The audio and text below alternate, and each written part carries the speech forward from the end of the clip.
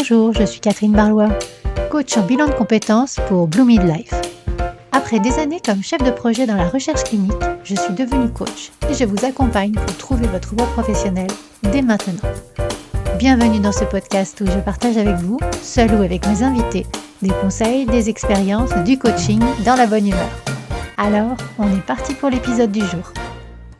Bonjour à tous et bienvenue sur l'épisode numéro 56 du podcast Blue Mid Voice où je reçois en interview Lydie de la Fée Lily. Alors j'espère que vous m'entendez bien parce que je me suis mise avec la fenêtre ouverte parce qu'il faisait très très chaud. Donc je l'espère en tout cas. Voilà. Mais avant de vous parler de Lydie, comme vous le savez, j'organise un concours tous les 8 podcasts. Pour cela, il vous suffit de laisser un commentaire car chacun de vos commentaires est comme un boost pour moi pour me garder motivée à continuer à vous partager du contenu de qualité. Alors, tous les 8 podcasts, je fais un tirage au sort parmi tous les commentaires pour offrir à une personne 1 heure de coaching dédiée à ses objectifs professionnels. Depuis le début de ce podcast, déjà 6 personnes ont gagné 1 heure de coaching. Et c'est au tour de Karen de nous partager son témoignage suite à la séance que nous avons faite ensemble. Bonjour, j'ai eu la chance de gagner sur LinkedIn un coaching avec Catherine. Catherine dirige la séance avec énormément de bienveillance. Elle est super sympa et très dynamique. Sa manière de communiquer est excellente et elle sait poser les bonnes questions pour aider à découvrir par soi-même les réponses et cibler précisément les problématiques pour avancer. Pendant le coaching, elle a réussi à lever le voile sur ce qui me bloquait dans ma situation. Ça a été un soulagement. De plus, elle m'a donné des conseils et des astuces très concrètes sur LinkedIn qui peuvent être mises en application immédiatement. Je te suis vraiment reconnaissante, Catherine, pour cette expérience enrichissante. Merci beaucoup. Merci beaucoup Karen pour ton témoignage. Alors, si vous aussi, vous souhaitez que je vous accompagne pour vous aider à y voir plus clair dans votre carrière, contactez-moi dès maintenant. Et maintenant, parlons de mon invité du jour, Lydie de la Fée Lily. Alors, j'ai connu Lydie dans le contexte d'un des challenges de Nina Ramen sur LinkedIn et j'ai trouvé son expérience tellement intéressante que je lui ai demandé de participer à ce podcast. Vous allez vous aussi non seulement découvrir son parcours de vie, mais également sa transition de carrière et ses conseils pour les entrepreneurs ou futurs entrepreneurs. Alors, je vous laisse l'écouter et ressentir toute l'énergie qu'elle a partagée et je vous souhaite une belle écoute. Bonjour Lydie, Bonjour Catherine. comment vas-tu? Eh bien écoute, plutôt bien. Je me suis pris un petit thé pour cet après-midi un peu frais, voilà. Et je suis ravie d'être avec toi pour cette belle journée. Eh ben, écoute, moi aussi. Alors, mon petit thé est à côté de moi également. Donc, on est parti pour un moment autour de ton parcours professionnel et tout ce que tu vas pouvoir nous partager autour de ça. Donc, avant de commencer, je vais te laisser te présenter et puis présenter également ton parcours qui t'a amené à progressivement te lancer dans la couture. D'accord. Alors, pour me présenter, donc je m'appelle Lydie Lardou, mais on me connaît plus souvent sous le nom de ma marque, de mon entreprise qui s'appelle La Fée Lily. Donc on vous dira comment ça s'écrit, mais en fait, ça se tient, enfin, il y a «la» et Félili en un seul mot, voilà. Hem, je suis à mon compte, j'ai ouvert l'entreprise depuis, alors à chaque fois je compte, 2012, donc juillet 2012, donc ça fait 12 ans, voilà, un peu plus de 12 ans, et suite à une reconversion. Voilà, c'est surtout ça, c'est pas le métier, dont je rêvais forcément quand j'étais petite. Je peux faire un peu rapide pour le parcours parce que c'est pareil, sinon on peut aller loin. J'ai fait des études, enfin normales, collège, lycée, moi j'avais au tout début prévu d'être juge pour enfants, voilà, donc je suis partie à la fac pour faire du droit. Bon, ça s'est pas tout à fait passé comme je voulais, donc c'est pas grave, j'ai rebondi. Et finalement, je me suis retrouvée, à faire du tourisme d'affaires. Donc, à organiser des événements, voilà, dans le tourisme d'affaires et à travailler en majorité, alors là, c'était pas, mon choix premier non plus, mais ça s'est fait comme ça, avec des clients qui étaient des laboratoires pharmaceutiques. Voilà, Ok. ça s'est fait comme ça. Je commençais, je dirais un peu au bas de l'échelle, enfin en stage, j'étais assistante de projet. J'ai fait un peu mes armes et puis j'ai fait plusieurs entreprises et je suis devenue chef de projet. Donc là, j'ai vraiment géré, un projet de A à Z et c'est ça qui m'a vraiment plu. Donc, à partir d'une feuille blanche Mmh. ou d'une demande d'un client et puis arriver au final au projet. Et souvent, j'ai pu aussi accompagner. Donc, vraiment voir en réel ce qui se passait. Et c'est vraiment ça qui me plaisait dans ce métier. Voilà, partir de rien et voir l'aboutissement. Donc, je vous dis ça parce que dans la reconversion que j'ai fait, même si on a l'impression que ça n'a rien à voir, parce qu'effectivement, le domaine dans lequel je suis maintenant, c'est plutôt la couture. On peut se dire, oui, tourisme d'affaires, couture, je vois pas. Et en réalité, eh ben, moi, j'y retrouve la même chose. En fait, je pars de rien, Mmh. ou on va dire d'une base d'un patron, voilà, ou d'une demande d'un client, et j'arrive à quelque chose de concret. Et donc D'accord. finalement, c'est la même chose que ce que je faisais avant. Enfin, pour moi, il y a ce même processus, de création. Mmh. Voilà. Et c'est pour ça que je pense que je suis pas venue par hasard. Voilà, c'est surtout ça l'idée. Donc pourquoi j'ai changé de voie? Je pense qu'il y a plusieurs femmes, enfin souvent les femmes qui s'y retrouveront. J'avais envie d'avoir un enfant. Ça s'est très bien passé, donc formidable. Et une fois que j'ai eu accouché, qu'elle était là, je me suis dit: «Mais comment je fais pour reprendre déjà mon métier d'avant?» Hein, Je souvent vois, on je vois. voilà, sans s'en rendre compte, mais il y a quand même des choses qui changent, quoi. Il y a des questions qui arrivent, il y a des évolutions, voilà, même sans forcément, y réfléchir. Et puis moi, le petit truc en plus, je dirais, par rapport à ce travail, c'est que j'étais en région parisienne. Alors je le suis toujours, mais je me suis un peu éloignée et j'avais énormément de transports en commun. Ah oui. Et ça Mmh. et ça, en fait, je pense que c'est ça qui a tué un peu l'envie. Moi, j'avais, entre 4 heures et 4 heures et demie de transport aller-retour sur une journée et je me suis dit: «Mais en fait, je vais avoir un bébé, Mmh. Tu vas pas je en je vais profiter. partir à quelle heure? Je vais revenir à quelle heure? Et je vais l'avoir quand, en fait?» Mmh. Et ça, par contre, c'est devenu très clair. Je me suis dit: «En fait, je peux pas». Voilà, c'est tout simplement faire le même métier avec l'enfant, ça colle pas, donc ben, faut en choisir un. Je vous cache pas que ça a été vite vu, hein. J'ai pas cherché longtemps et voilà, donc je me suis dit: «Faut faire autre chose», et donc j'ai décidé que j'allais faire un nouveau métier et me mettre à mon compte. Donc ça a surtout été ça. Ça a été hem, la grande décision parce que Mmh. souvent on me dit: «Oh, mais quel courage tu as eu de quitter!» Alors bien entendu, c'était un CDI, voilà, ça faisait, bah, 10, oui, bien 10 ans que pareil, 10 ans que j'étais dans le domaine, et cetera. Donc je maîtrisais aussi à peu près, les codes. Je ne cache pas que je m'ennuyais un petit peu, ça voilà, Tu avais fait le mais tour, j'avais fait le tour. Je fais mmh. très vite le tour en fait, des choses. Peut-être pour ça aussi que l'entrepreneuriat m'a appelée, Mmh. parce qu'on fait énormément de choses. Oui. Voilà, je pense que c'est pas anodin non plus. Hem, voilà, mais en tout cas, la décision de d'arrêter et de me reconvertir, ça n'a pas été, ça a pas été pénible, ça a pas été difficile et c'est vrai que j'ai toujours du mal quand on me dit: «Mais bravo et quel courage!»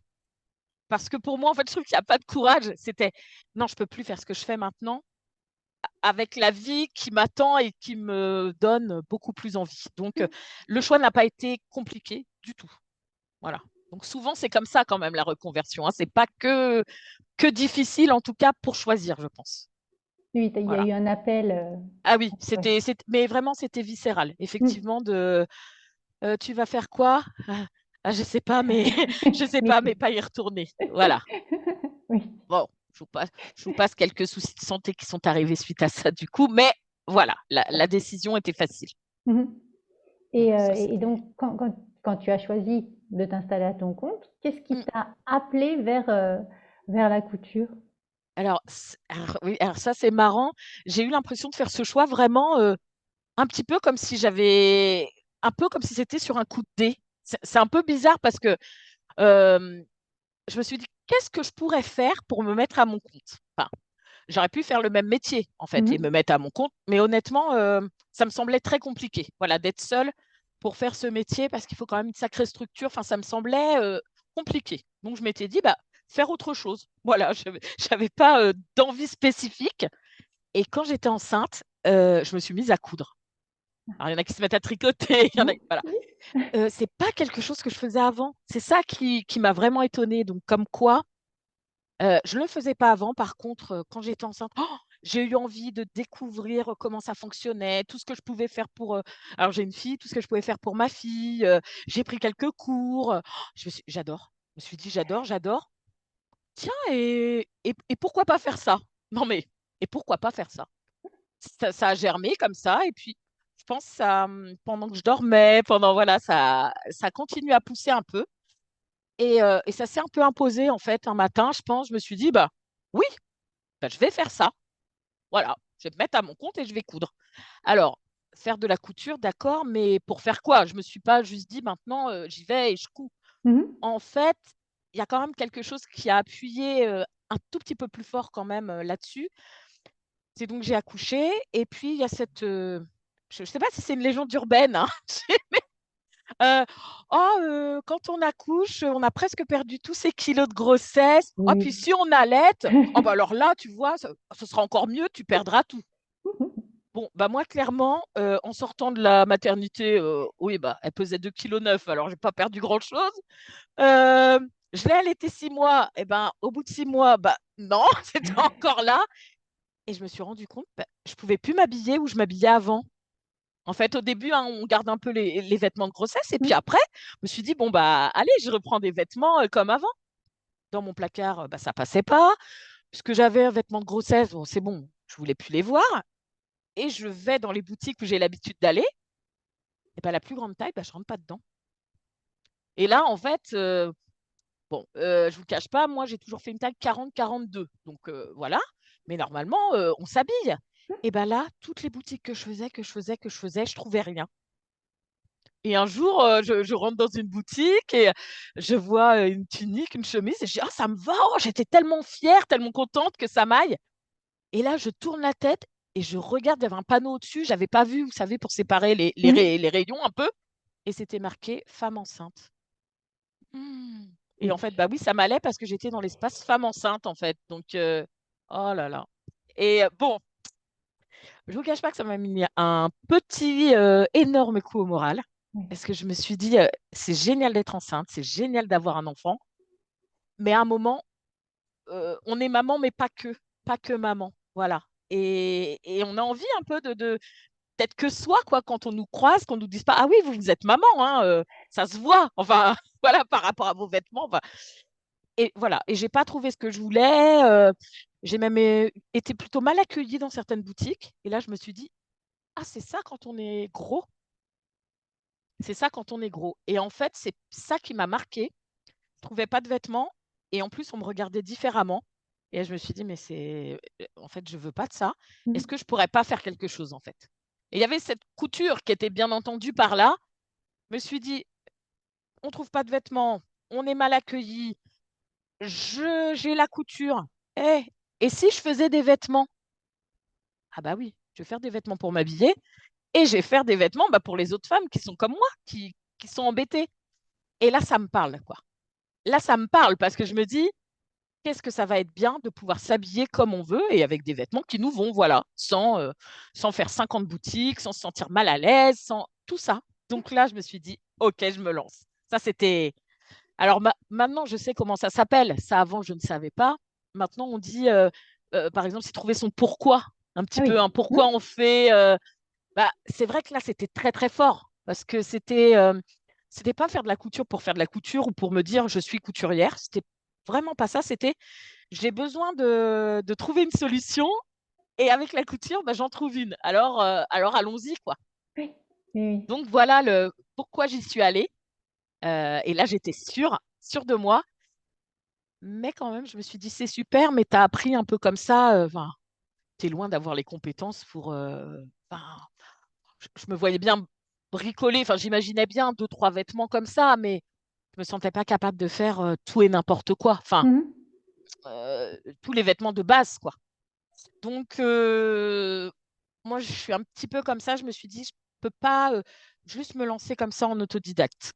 Il y en a qui le font, hein, et je leur reproche pas du tout, mais moi, je me sentais pas capable, en fait. Je me suis dit: «Mais enfin, qu'est-ce que tu vas faire? Comment tu vas t'en sortir?» Enfin et puis comment il y avait ça aussi, c'était comment j'allais, me vendre auprès des gens. Enfin, c'était un peu bizarre, hein, mais quand même, je me disais, mais comment je vais leur dire, enfin, venez acheter mes vêtements, d'accord, vous allez être bien, etc. Et j'étais persuadée qu'on allait me dire, oui, mais où vous avez appris à coudre, en fait? D'où d'où vous êtes légitime, en fait, hein, vraiment, hein, j'avais l'impression que ça allait être écrit sur mon front. Mmh.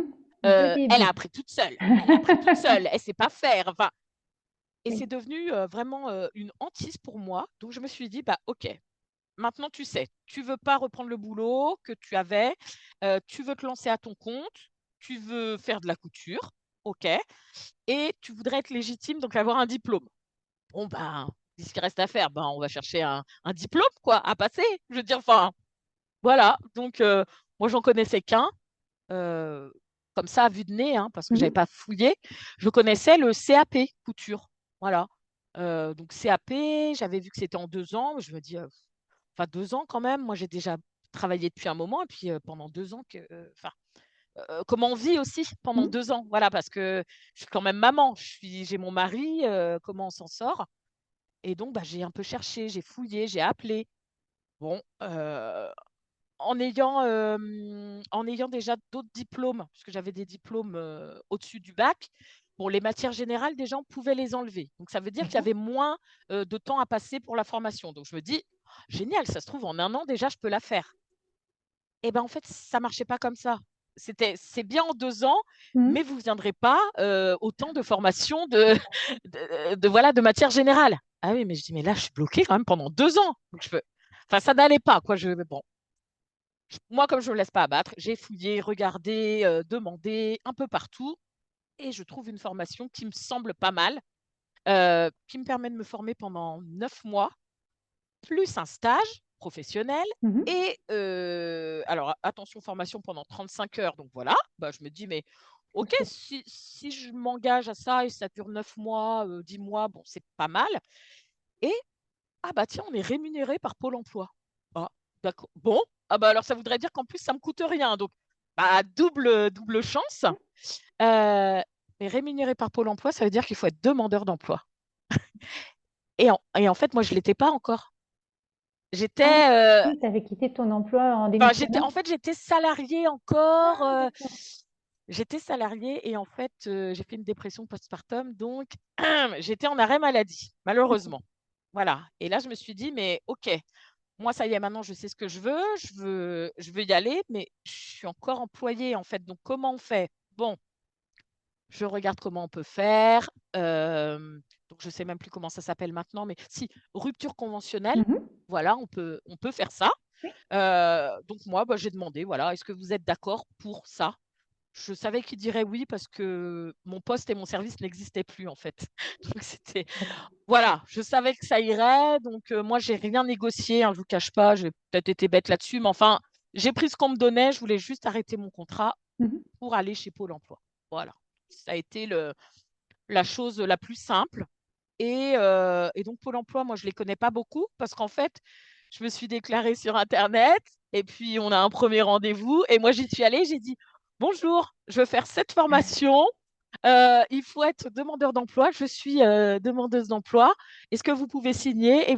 Et en fait, c'est comme ça qu'on a fait. D'accord. Donc ils m'ont rempli, j'avais un test à passer là-bas, mais Mmh. en tout cas, je suis arrivée en disant: «Je veux faire ça, vous êtes OK? Oui, merci de signer, le document, enfin de valider» et je crois que c'était peut-être 1 mois ou 2 mois après, j'étais partie en formation. Voilà. OK. OK, OK. Donc donc je pense que, voilà, déjà quand on veut, enfin quand on a voilà, quand on a envie, on peut arriver à des choses. Enfin, Mmh. il y a des informations, faut pas hésiter à aller chercher, à aller demander, parce que, maintenant il y a plein de choses qui existent Ah bah oui. et ça se développe en plus de plus en plus donc je pense qu'il faut d'abord demander avant de se dire, «Oh bah non, c'est pas possible, j'y arriverai pas». Bah, allez voir. Enfin voilà, on va Oui, oui. voir et puis on doit bien pouvoir trouver une solution. Donc moi, bah, voilà comment j'ai fait. Donc après, bah, c'était une formation, oui, pendant 9 mois, et qui donnait un titre professionnel. Donc D'accord. quand on sortait d'ici, c'était l'équivalent d'un bac et donc un niveau bac dans la couture, c'est quand même, enfin, c'est un bon diplôme, c'est un beau diplôme et puis, bah, j'avais une aptitude professionnelle donc moi, ça m'a donné confiance ça m'a permis aussi de mûrir mon projet Mmh. parce que c'était clair, enfin en fait, c'était clair. Les très grands traits étaient clairs. Derrière, je ne savais pas du tout, comment j'allais faire, mais tous ces temps de, voilà, de pratique, d'être avec d'autres personnes, bah, j'ai échangé, j'ai pu réfléchir, de manière plus concrète à mon Mmh. projet et puis quand je suis sortie de là, en fait, moi, tout de suite, bah, je voulais y aller, quoi. Je voulais commencer. Donc je me sentais prête. Donc c'était ça l'essentiel, en fait. Je me sentais prête, prête à monter mon entreprise, vraiment.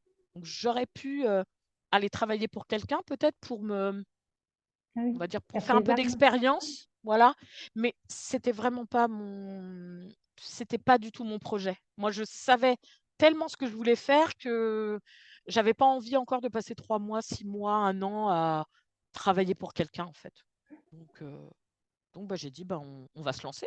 Voilà. Oui, oui, oui. Ah, Donc c'était il y a 12 ans maintenant. c'est vrai que ce que tu partages, en fait, par rapport aux défis, on va dire, initiaux, j'ai entendu ta peur de pas être légitime et puis le besoin d'avoir, une reconnaissance avec un diplôme. Tu dis que tu as été accompagnée. Est-ce qu'il y a eu d'autres défis majeurs quand tu t'es lancée, juste après ta reconversion, quand tu t'es lancée en tant qu'entrepreneur?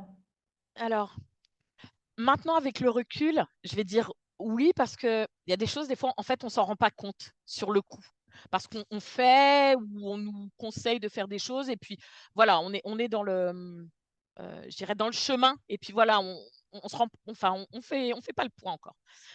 Moi, je dirais, il y a enfin, c'était un défi mais voilà, je m'en suis pas vraiment rendu compte sur le moment. Hem, il y a eu cette question de, quel statut? Quel statut prendre, en fait?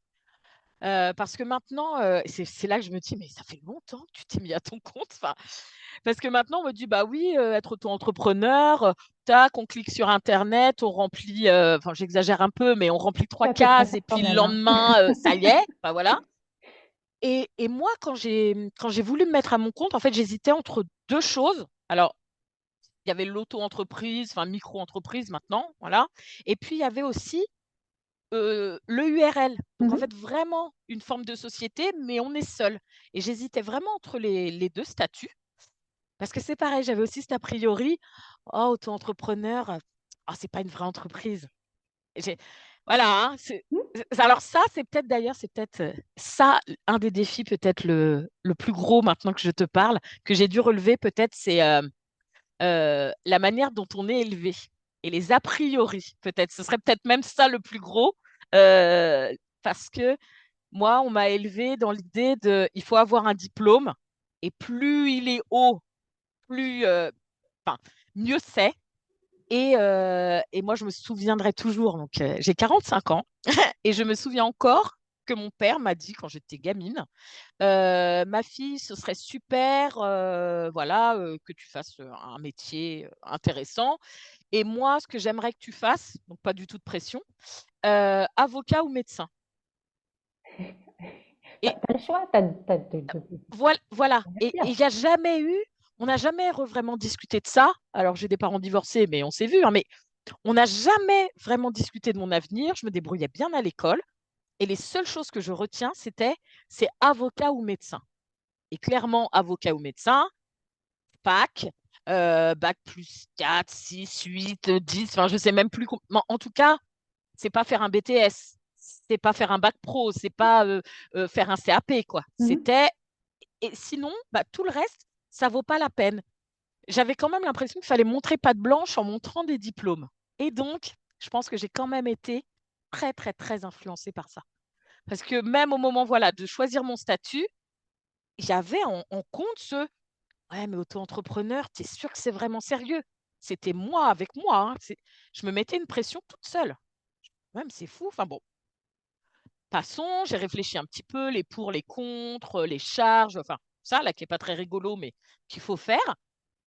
Et comme j'avais un diplôme, d'artisan, du coup, j'avais la reconnaissance d'artisan. Mmh. Moi, l'idée, c'était que j'allais à la chambre des métiers. Voilà, donc c'était l'endroit où je devais aller pour m'enregistrer, pour avoir des formations et à l'époque, quand on crée son entreprise, on avait une semaine de formation pour la gestion d'entreprise. D'accord. Et ça, je le dis maintenant parce qu'en fait, je rencontre d'autres gens qui sont installés depuis 2 ans, 3 ans, qui s'installent maintenant, et cetera, et qui me disent: «Mais ça, non, en fait, il y a plus, cette semaine-là, enfin 5 jours», c'était vraiment 5 jours complets Mmh. où on a ces formations. Ils nous disent: «On peut avoir une journée, mais» et ça, honnêtement, moi, je savais pas que j'aurais besoin de tout ça parce que j'en avais aucune idée, en fait, tout simplement. Et si je l'avais pas fait, honnêtement, là, ce serait très, très compliqué. Parce qu'en fait, on m'a parlé d'énormément de choses.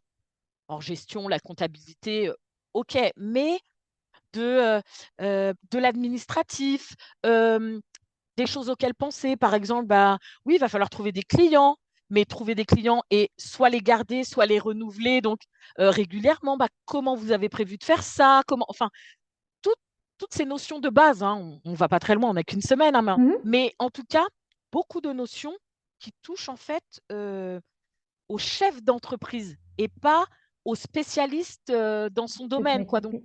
voilà, pas à la couturière ou à la personne, je sais pas, enfin qui fait les sites internet ou ci ou ça, mais vraiment la fonction d'entrepreneur et Mmh. ça, j'en avais aucune idée. En vrai, enfin, je me doutais bien qu'il faudrait faire des factures un moment, enfin, ouais, voilà en gros où j'en étais. Il faudrait faire des factures, un moment, il faudrait sûrement payer des impôts.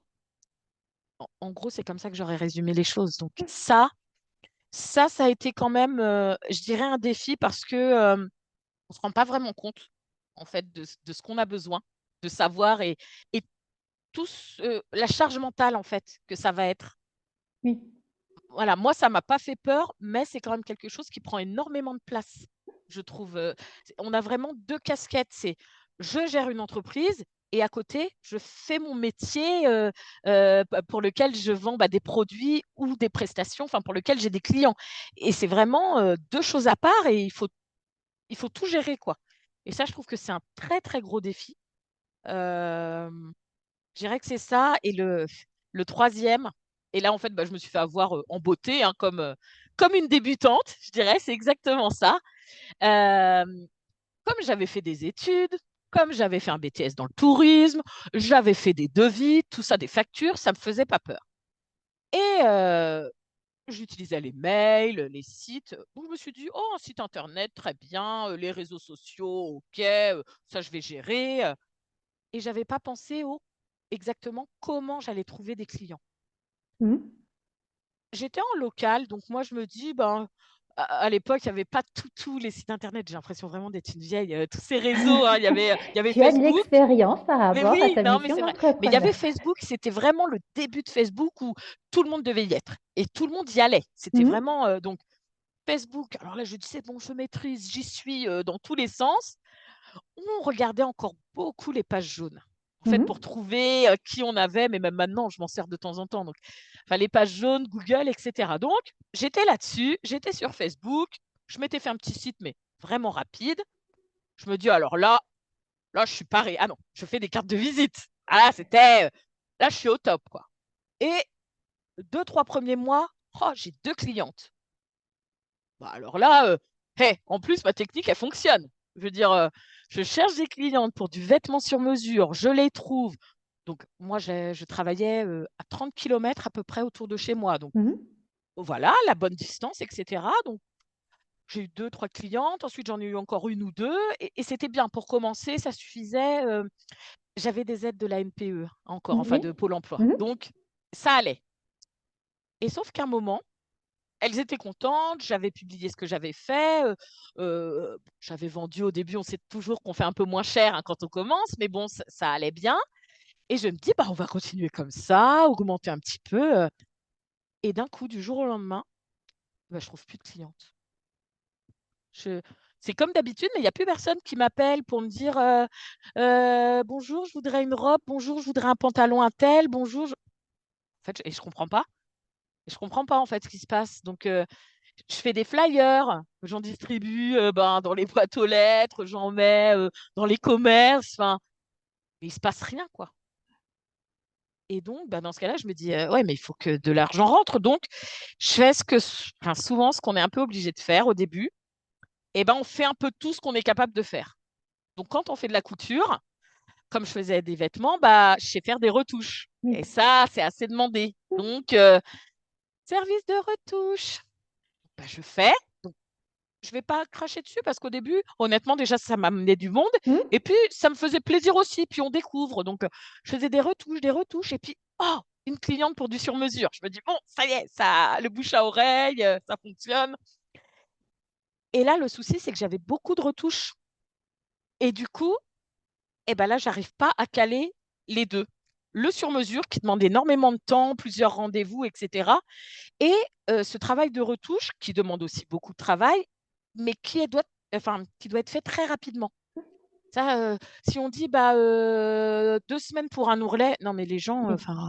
non, c'est pas possible. Même des fois une semaine, c'est trop. Donc je commence du coup à me mettre en retard, à me mettre la pression, etc., etc.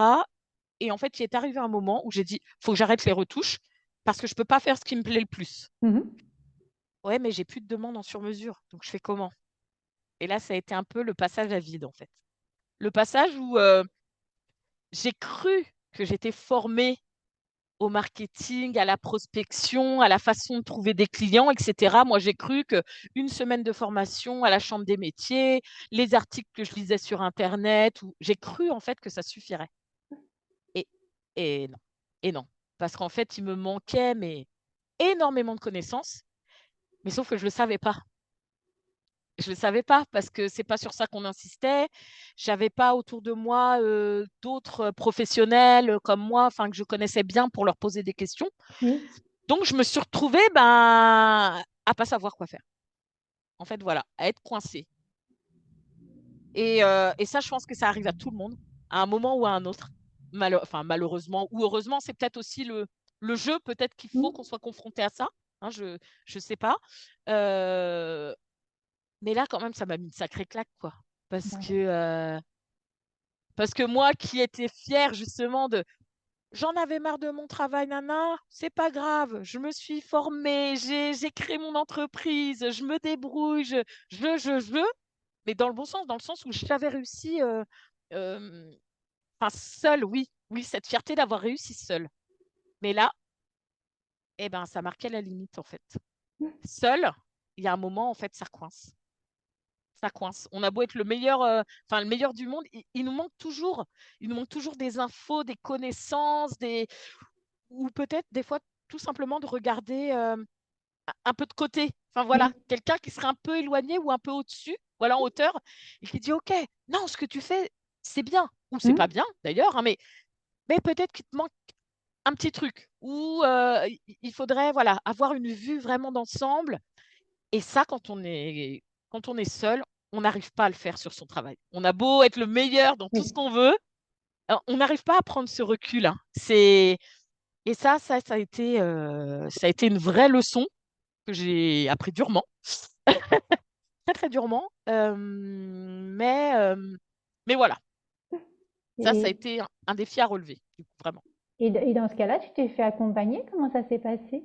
Oui, et ben alors justement, moi je me suis dit, je sais pas comment faire toute seule. Donc une fois que j'ai eu digéré ça, hein, parce qu'après voilà, selon son ego, ou des fois le temps de compréhension hein, aussi, Mhm. de se rendre compte que oui, ça fonctionne pas et qu'il va falloir aller chercher ailleurs, mais on ne sait pas où.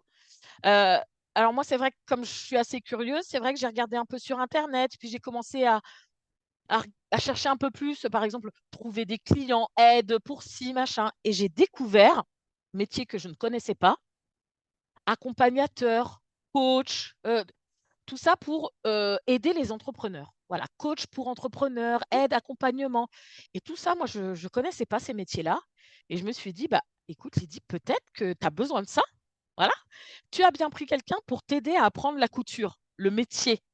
Eh ben, tu as peut-être besoin aussi de quelqu'un pour t'aider à apprendre le métier d'entrepreneur. Et, et après, et en reculant, voilà, je me suis dit, mais bah oui, parce qu'en vrai, le métier d'entrepreneur, tu l'as pas appris. Tu Mhm. l'as appris sur le tas. Enfin, tu as fait un peu comme ci, un peu comme ça. Euh, je pense, j'avais comment dire, je sentais un peu les choses. Donc en fait, je crois juste que j'ai eu de la chance. C'est-à-dire que je sentais un peu les choses. Il s'est trouvé que j'ai eu ces deux, trois clientes au début. Et du coup, j'ai pensé que ce que je faisais suffisait. Oui. Et, et peut-être que c'était pas suffisant, ou peut-être que c'était juste un coup de chance. Mais ça, je j'ai pas creusé puisque ça fonctionne. Et c'est souvent ce qu'on fait, hein. C'est quand ça fonctionne pas qu'on s'interroge. Et là, je me suis dit, fais-toi aider. Et donc, ben, ça se fait beaucoup maintenant, mais là, ça se faisait aussi, des appels pour savoir comment est la personne. Elle explique un peu son métier. Puis je suis tombée sur une formatrice, comme ça, une accompagnatrice, pardon. Et je me suis dit, elle me plaît bien, ça Mhm. match. Je vais me faire aider. Voilà, je vais lui dire, je vais lui expliquer où j'en suis, lui demander si elle peut m'aider à faire quelque, enfin, voilà, si elle peut m'aider. Et oui. Donc, ça tombait bien. Et je me suis rendu compte que finalement, se faire aider, c'était pas être faible. Ah bah. Ouais, Mm. mais ça, enfin, ça a l'air maintenant, enfin, on le dit régulièrement. Donc Oui, maintenant, oui, les non, gens ils mais tu disent, as mais raison. oui, on sait. Non, non, tu as Enfin, raison. mais moi, vraiment, ça a été un truc. J'ai pas été, voilà, j'ai pas été câblée, on va dire, j'ai pas été câblée comme ça. C'est, tu vas être la meilleure, tu seras la meilleure, tu auras tel diplôme et tu auras tel truc. Et si tu n'arrives pas là, tu es mauvaise. Mm. Ça a été ça. Donc, même en me disant, mais non, regarde, j'arrive à faire ça, bah, j'avais toujours l'impression que c'était pas assez. Oui, Et là, je me fais aider. Ah, je suis nulle, je me fais aider, quoi. Même pas capable de faire comme tout le monde, toute seule. Sauf qu'en fait, je me leurrais complètement. Personne ne fait tout seul. Enfin, il y en a peut-être un sur des milliers, je sais pas. Peut-être, hein, il y en a, mais c'est quand même très, très rare. Et là, me faire accompagner, oui, ça a été, là, ça m'a sauvée parce que si, elle m'a dit, il y a des choses que tu as fait qui étaient bien, il y en a qui étaient un peu moins bien, il y en a que tu as essayé, mais finalement, ça a marché un temps et après plus. Mais en fait, c'est normal. Je veux dire, c'est pas une erreur que j'ai faite, c'est que il y a des actions qu'on fait qui, au bout d'un moment, on va pas dire se périment, mais enfin, voilà, c'est un temps donné. Donc après, il faut faire évoluer. Et moi, je pensais, une fois qu'on a mis quelque chose en place, ça y est, c'est bon, quoi. C'est mis en place, on est tranquille. Et non. Et donc, j'ai compris tout ça. Elle m'a aidé à voir d'autres choses, à réfléchir un petit peu autrement. Enfin, et du coup, ça m'a fait un bien fou parce que j'ai repris confiance aussi en moi finalement. Mhm. Parce que elle m'a pas dit, «C'est génial, tu es la meilleure», c'est pas ça, mais elle a su me dire: «Il y a eu des choses de bien, il y a eu des choses de moins bien, heu, et puis il faut que tu regardes, heu, tel et tel outil, ou il faut que tu fasses attention à tel ou tel chiffre», ou par exemple, voilà, si j'ai 2 clientes sur le mois, pour moi, c'était bien au départ, Mhm. mais quand tu sens que tu arrives à la fin de ce contrat où tu vas être payé, il faut être sûr d'avoir au moins 2 autres derrière parce qu'après il y a personne, et ça, jamais je faisais attention, en fait. C'est une fois que j'avais fini, OK, je me reposais, on va dire déjà, 2-3 jours, puis après: «Ah, il faudrait voir», et en fait, je perdais 1 semaine, 2 semaines avant de chercher quelqu'un d'autre, donc Mhm. je me tirais une balle dans le pied, finalement. Mais Donc si j'entends bien, en fait, elle t'a permis de mettre en place de nouvelles routines par rapport à ton métier d'entrepreneur mmh, et de prendre aussi du recul, des habitudes peut-être plus saines par rapport à la gestion. Et bah, ton expérience, pour moi, elle est hyper importante parce que pour l'instant, les personnes que j'ai eues en interview, c'est des personnes qui sont surtout dans un monde digital, ah peu oui, présentiel. Et c'est pour ça aussi que ton expérience en tant que plutôt dans une entreprise traditionnelle, mmh, les oui, 15 oui, 000 complètement. guillemets, Oui, hein, oui, voilà, oui, oui. c'était intéressant parce que tu as connu le début avant tout ce qui était marketing digital, enfin voilà, et Ouais, là oui, maintenant ça on est c'est quand même en vraiment, plein dedans. Donc par rapport à tout ce qui est marketing digital, toi au niveau de la couture, comment tu as fait bah, comment tu t'as plongé dans ce mmh. domaine-là? En fait, donc moi, ce que je fais, c'est en présentiel, hein, la plupart du temps, voilà, il faut que je voie les gens, de toute façon. Et c'est vrai qu'on n'en a pas parlé, mais entre ce que je faisais il y a 12 ans et ce que je fais maintenant, ça a un petit peu évolué quand même. Un petit D'accord. peu beaucoup même, je dirais. Heu, j'ai commencé pour faire des vêtements pour les femmes rondes, voilà. Et au fur et à mesure, et ça arrive, des fois on perd un peu l'envie, ou il y a des choses qui manquent. Et à un moment, moi, ça m'est arrivé, donc il y a eu la difficulté là de trouver les élèves, les élèves, pardon, les clientes. Mhm. Mais après, c'est reparti. Et malgré ça, donc c'était après cet accompagnement justement. À un moment, elle m'a demandé de faire un exercice. J'ai pas réussi à le faire.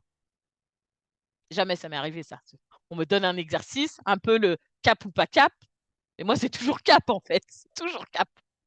C'était pas compliqué. C'était aller dans ma ville, sur le marché, interpeller des personnes qui auraient correspondu, on va dire, à ma cible Mhm. et leur dire ce que je faisais. Voilà. Jamais j'ai réussi à aller le faire, ça. Et je lui ai dit, je n'y arrive pas.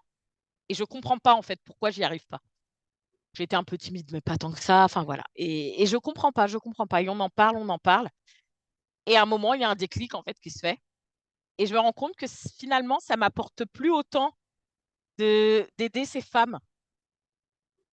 En même temps, je me rends compte que ça m'apporte plus autant. Et en même temps, je me dis, mais Lydie, là, tu es en train de remettre en cause Mhm. toute ton La base. entreprise. Oui. Toute ton entreprise. Bah alors, et en fait, je me dis, bah, c'est pas possible. Tu peux pas faire ça. Tu as arrêté ce que tu faisais, tu t'es formé, tu t'es reconverti pour créer des vêtements. Et là, tu es en train de dire que peut-être c'est pas ça. Et je me dis, ça se trouve, je me suis trompée. Et là, c'est très, très compliqué. Et pourquoi je dis ça, c'est pas juste pour expliquer que j'ai changé, c'est pas ça. Parce que je suis toujours dans la couture, en fait, maintenant. Mhm. J'y suis encore et toujours. Donc, c'est pas mentir que de dire, voilà. Mais ce qui s'est passé, c'est que j'ai l'impression que je suis pas reconvertie à nouveau, en fait. Mais j'ai évolué dans mon entreprise. Et comme il Mhm. n'y a que moi, et ben mon entreprise, elle a évolué avec moi, en fait. Et ce qui s'est passé, c'est que quand je faisais les vêtements, au tout début, j'avais les yeux des femmes, les sourires, enfin des merci de vraiment, waouh, vous m'apportez un truc. Enfin, elles étaient ravies. Et au fur et à mesure, j'ai eu l'impression que je venais livrer, à chaque fois je prends cet exemple, je sais pas pourquoi, mais que je viens livrer, on a commandé une baguette et je livre la baguette. Et on me dit, ah merci. Mhm. Alors que moi, pour moi, on m'avait commandé une baguette et j'arrive avec une baguette incroyable comme on n'a jamais vu. Et la personne me dit juste, bah merci, j'avais commandé une baguette. Donc, bah, super, vous m'amenez une baguette. Bah voilà, je vous donne les sous, c'est le minimum. Enfin, qu'est-ce que vous avez fait de plus, quoi, que quelqu'un d'autre? Qu'est-ce qui est exceptionnel dans ce truc-là? Je me dis, mais je comprends pas pourquoi ça leur apporte pas autant que moi, ça m'a apporté ou ça m'apporte, en fait. J'ai pas compris. Et je me suis rendu compte, je pense, que j'aime faire les choses, mais en fait, je ressens aussi beaucoup les choses. Et du coup, euh, je sentais qu'elles n'étaient pas aussi heureuses que moi. Et au fur et à Mhm. mesure, ça m'a un peu miné tout ça. Concours de circonstances, on a demandé pour une jeune fille une jeune fille, elle était toute petite, elle avait 9 ans. Est-ce que vous pourriez apprendre à ma fille à coudre parce que elle me réclame une machine depuis très longtemps. Moi, je sais pas. Est-ce que vous pourriez? Ok, oui, j'ai pris des cours, j'ai appris à coudre des vêtements. Est-ce que je suis capable d'apprendre à quelqu'un d'autre? En réalité, je me suis dit, oh bah oui, le cap ou pas cap en fait. Mhm. Je me suis dit, ah bah oui. Et une fois que j'ai dit oui et que j'ai raccroché, j'ai fait, je m'ai donné de cours. Je sais pas en vrai si je sais le faire. En vrai, je savais pas si je pouvais. Et après, je me suis dit, attends, attends, dans ton expérience professionnelle, de loisirs, est-ce qu'il y a des choses que tu pourrais prendre pour y aller, quoi, pour pas partir sans rien? Je me suis dit, alors qu'est-ce que j'ai fait? Qu'est-ce que j'ai fait? On a eu des stagiaires, des fois j'aurais donné un peu des conseils. Ok, bon. J'ai fait quoi? J'ai monté à cheval, oui, ok. Et des fois j'ai expliqué, des fois j'ai un peu aidé. Ok, j'ai transmis, ils ont réussi, ils n'ont pas eu peur. Bon, je peux peut-être prendre ça et ça peut. Voilà. Et je me suis dit, bah, des techniques de couture, je les connais puisque je les fais. Bah, je dis, bah, on va y aller comme ça et puis on va voir. J'ai fait ce cours avec cette petite fille, je dirais, parce qu'à à cet âge, voilà. On a fait ce cours, ça s'est très, très bien passé. En tout cas, elle était contente, moi aussi. Elle avait l'air vraiment heureuse, le sourire, les yeux qui brillent. Je dis, super. Dans ma tête, je me dis, c'est bien. Je me dis, si on me redemande, c'est que c'est validé, quoi. Et la maman dit, écoutez, c'était super, elle aimerait bien recommencer. Est-ce que vous seriez d'accord? Bah oui. On refait un cours, pareil. Et je me sens bien et sans stress. Je dis, OK, il y a peut-être un truc à chercher là. Donc, Mhm. J'ai continué le sur-mesure, mais bon, c'était un peu, voilà, il faut, tu as créé ton entreprise pour du sur-mesure. Tu continues. Comme quand on est dans un boulot qui nous plaît un peu moins, mais qu'on Oui, dit, on je reste continue. comme... Parce que, voilà, et je sais où je suis, je sais ce que j'ai, donc on va rester dedans. Donc, j'ai forcé pendant bien un an quand même, hein. Et j'ai eu besoin, encore une fois, d'un regard extérieur. Mhm. Là, c'était un membre de ma famille et je lui ai dit, voilà le problème qui se pose. J'ai ça, j'ai ça m'éclate. En plus, en étant honnête, ça me rapportait de l'argent. Voilà.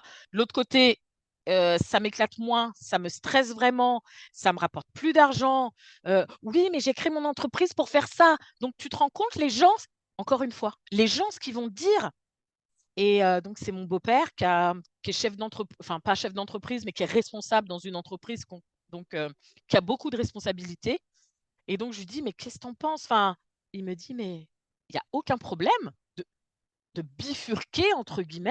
Mais je dis, mais oui, mais couturière, j'ai un diplôme d'artisan, couturière. Là, mais il dit, mais c'est pas parce que tu ne fais pas de vêtements pour quelqu'un que tu perds ton statut, ton diplôme de couturière.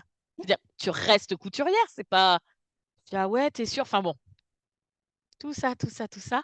ça, c'est quelque chose qu'on doit travailler aussi, hein, le mental, les idées qu'on a de soi et tout ça, je le vois vraiment maintenant. Je ne voyais pas ça du tout au début de l'entreprise, hein. Ce n'est pas quelque chose qui m'importait. Et donc, j'ai dit, mais il faut vraiment que je me dirige vers ça. C'est ce qui m'apporte le plus. Je suis le mieux là-dedans. Ça me demande moins d'efforts parce qu'en fait, je me suis rendu compte en plus qu'accompagner les enfants, ça a commencé par les enfants et ensuite par les adultes, c'était ce qui était facile. Mhm. Donc, à un moment, j'ai dit, OK, je ne m'appelle plus la Félili, créatrice de vêtements sur mesure, nanana. Je suis devenue la Félili, cours de couture. En fait, je l'ai écrit, j'ai eu besoin de l'acter, en fait, pour dire aux gens, voilà, m'appelez pas pour le sur-mesure. Non, je fais pas. Donc, voilà. Et ça, le fait d'aller vers vraiment ce qui nous donne enfin, ce qui nous donne envie et dans lequel on est bien, ça a été du coup super facile, quoi. Super facile. Et donc, on fait toujours de la couture maintenant, mais plus de la même manière dans mon entreprise. Et Oui, donc, oui. effectivement, le digital, ce que tu me dis, Mhm. euh, la couture, là, donc moi, j'ai donné, j'ai accompagné des gens individuellement, donc OK. Et puis, comme ça me plaisait bien, j'ai essayé de développer. Près de chez moi, ils cherchaient une prof de couture pour des groupes dans les MJC, hein, ça se Mhm. fait beaucoup. Je dis, oh tiens, bah allons-y, ça fait des cours assurés. Et j'y suis allée. Et bon, bah, je continuais, tiens, il y a Instagram qui est arrivé, il y a YouTube. Donc j'ai commencé à m'y intéresser, mais voilà, comme ça, pas plus que d'autres. Euh, et il y a eu le Covid. Et il y a eu le Covid. Et en fait, quand il y a eu le Covid, j'avais eu envie de faire peut-être une formation en ligne, parce que ça y est, on commençait à faire pas mal de formations, et même au niveau créatif. Parce que moi, je m'étais dit, non, mais alors la couture, faut être à côté de la personne, sinon on n'y arrive pas. Et puis, je commençais à voir des choses qui se faisaient, quoi. Vraiment, je dis, bah, quand même, faudrait peut-être que je m'y mette. Mais franchement, j'avais pas envie, hein. Je freinais des cas de fer parce que vraiment, la relation avec la personne, moi, c'est vraiment ce qui me plaît et pourquoi je continue à faire mon métier, on va dire, à l'ancienne, entre guillemets, c'est-à-dire en allant voir les gens, en étant en contact. Et il y a eu ce fichu Covid, et là, j'avais pas du tout fait encore la formation que je voulais en ligne. Et là, on a tout arrêté. Et alors là, du jour au lendemain, eh ben, il n'y avait plus rien. Et pour moi, il n'y avait plus rien. Parce que je ne faisais pas de retouche, donc je ne pouvais même pas aller, on va dire, à la limite récupérer des vêtements qu'on mettait dans un sas. Ça, il ne se passait rien. Les cours de couture, bah, même en MJC, etc., on ne pouvait plus les faire. Donc, en fait, on a tout arrêté. Et moi, j'ai tout arrêté. J'ai fait, bah là, on est mal, quoi. Je dis, bah tiens, si j'avais fait cette formation en ligne, ah, ça aurait peut-être été une bonne idée. Mais c'était pas fait. Donc voilà, on a repris les cours, super. Et puis ça a recommencé encore ce Oui. fichu truc. Mais du coup là, on était plusieurs comme moi à se dire, on peut essayer de trouver une solution parce que là, rester sans vraiment rien faire, en fait, on était devenues folles, quoi. Vraiment avec d'autres collègues là et on s'est dit: «Et si on essayait de faire les cours en visio?» De toute façon, on essaye. Ils étaient super pour ça, ils étaient OK on essaye. Si ça va pas, si les gens n'adhèrent pas, si c'est trop compliqué, on arrête, mais en tout cas, on avait le droit d'essayer. Bon et je vous cache pas qu'on était quand même payés, hein, donc heureusement. Et du coup, moi, je me suis dit: «Bah, je vais essayer». Donc il y a des groupes avec qui ça l'a fait, d'autres avec qui on n'a pas réussi à le faire parce que trop débutants ou par exemple, j'avais des enfants Mmh. et en fait, ils faisaient déjà l'école à la maison sur les écrans. Les parents avaient besoin aussi de l'ordinateur. Donc en fait, c'était trop fatigant, quoi. Ça fonctionnait pas. Mais avec certains groupes, moi, j'ai réussi à faire des choses et je me suis dit: «Tiens, pas bête ça. On va le garder en tête quand même, quoi». Donc là, bah, on s'est mis, et c'est vrai que là, ça s'est vraiment développé. Tous ces contacts en visio, toutes les vidéos en ligne, les formations en ligne, là, d'un coup, ça a explosé, en fait. Donc moi, j'ai commencé du coup là à vraiment m'intéresser à ça. Avant, je me disais: «Bah non, moi je suis en local, c'est pas pour moi, je m'en fiche». Mais je me suis dit: «Allez, passe peut-être pas à côté d'un truc. Là, ce serait dommage quand même de». Donc j'ai fait une formation en ligne moi aussi. J'ai créé une formation en ligne. Là, par contre, vraiment pour les débutants, Mmh. et où je propose un petit accompagnement après, mais c'est vraiment surtout des vidéos. Les gens, bah, travaillent de chez eux. Hem, mais c'est vrai que sans lancer sans transformer mon entreprise, en projet, totalement en ligne, j'ai quand même des possibilités et par exemple, moi je suis limitée en termes de déplacement parce qu'en fait je vais chez les gens, je garde toujours cette optique-là d'aller chez les gens. C'était vraiment ma marque de fabrique, je dirais et ça m'a plu. Le fait de justement, bah, d'apporter, aux gens, bah, mon savoir-faire. Oui. Donc même si ce sont des cours et plus une création toute faite et ben, l'intérêt est aussi bien et les gens sont contents. Parce que des fois, ils peuvent pas venir donc voilà, je continue à faire ça, mais je me suis dit: «Je me ferme peut-être la porte à des personnes plus éloignées». Donc j'ai proposé de faire aussi des cours, en visio. Mmh. Donc voilà, si quelqu'un est un peu plus éloigné, qu'il a quand même envie, d'apprendre une technique et ben, je propose de le faire en visio. Donc ça, c'est quelque chose, que j'ai proposé, que j'aurais jamais fait s'il n'y avait pas eu cette histoire de covid et toute cette évolution, en fait. Oui, Parce oui, oui. que, hein, au tout début, la connexion elle tenait pas, il y avait enfin, c'était très complexe. Mais c'est vrai qu'on se rend pas compte, mais alors que maintenant, on peut s'appeler, comme on veut, on peut être 500 en ligne en même temps quand il y a quelqu'un qui fait un speech. Enfin, j'ai l'impression que je redécouvre en fait, régulièrement, mais ça évolue super vite, quoi. Donc je pense que ça vaut le coup de le proposer. Il y a aussi des couturières qui font des choses totalement en ligne.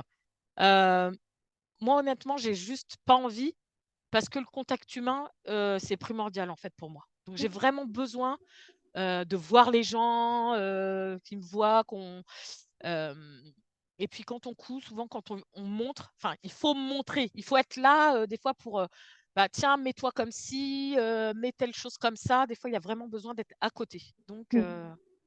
voilà, donc je trouve ça super. J'essaye de m'adapter, donc je suis présente quand même, je me montre, hem, je fais des vidéos, chose qu'avant, voilà, par exemple on faisait pas ça, mais c'est vrai que maintenant dans ma démarche pour trouver des clientes et ben, je suis de plus en plus sur les réseaux sociaux, mais pour dire: «Bah, voilà, on fait ça, quand on est avec moi, je suis comme ça», pour que les gens commencent à me découvrir aussi. Oui, oui, ça Donc c'est laisse vrai un que ça a quelque chose. évolué pour ça Mmh. quand même. Je pense qu'on peut pas, même en étant, local Mmh et mh. en travaillant qu'avec des gens, qu'on rencontre, enfin voilà, en ayant des contacts, je pense pas qu'on puisse, ne pas être sur internet maintenant.